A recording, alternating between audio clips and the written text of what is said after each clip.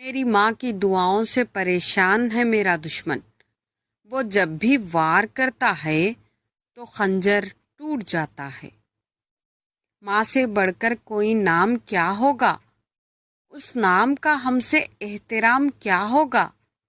جس کے پیروں کے نیچے جنت ہے، اس کے سر کا مقام کیا ہوگا؟ سناٹا سا چھا گیا بٹوارے کے قصے میں، جب ماں نے پوچھا میں ہوں کس کے حصے میں۔ لبوں پہ اس کے کبھی بد دعا نہیں ہوتی، بس ایک ماں ہے جو کبھی خفا نہیں ہوتی۔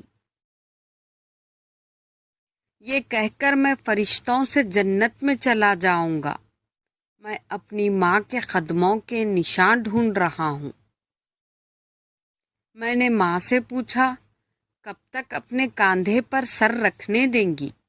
ماں مسکرائی اور کہا جب تک لوگ مجھے اپنے کاندھے پر نہ اٹھا لیں۔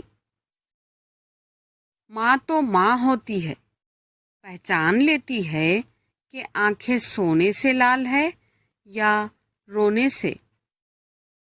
ماں کے پاس جا کر بیٹھ جایا کرو، کیونکہ ماں کے ساتھ گزارا ہوا وقت قیامت کے دن نجات کا باعث بنے گا۔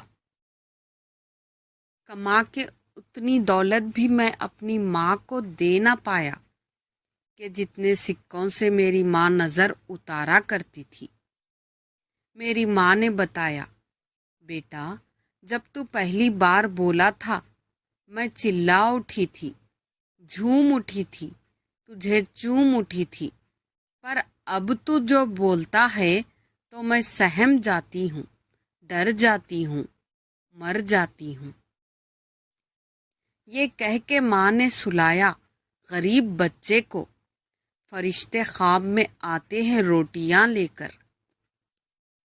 لوگ کہتے ہیں کہ کسی کے چلے جانے سے زندگی رک نہیں جاتی، لیکن یہ کوئی نہیں جانتا کہ لاکھوں کے مل جانے سے بھی ایک ماں کی کمی پوری نہیں ہو سکتی۔ جنت تو سبھی مانگتے ہیں، لیکن ملی ہوئی جنت کی قدر کسی کو نہیں۔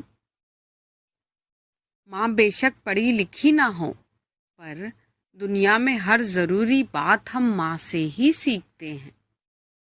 اگر تم 70 سال تک خانہ کعبہ کا طواف کر کے اس کی نیکیاں ماں باپ کو ہدیہ کرتے رہے، تب بھی تم سکون کے اس خطرے کا بوجھ ہلکا نہیں کر سکتے جو تمہاری بدسلوکی کی وجہ سے تمہارے ماں باپ کی آنکھ سے گرا تھا۔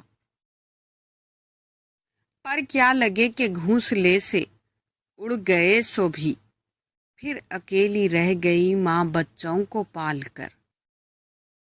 دھوپ میں باپ جلتا ہے اور چولہے پر ماں جلتی ہے، تب ہی جا کر اولاد پلتی ہے۔ مولا میرے ماں باپ کو ہمیشہ خوش رکھنا، آمین۔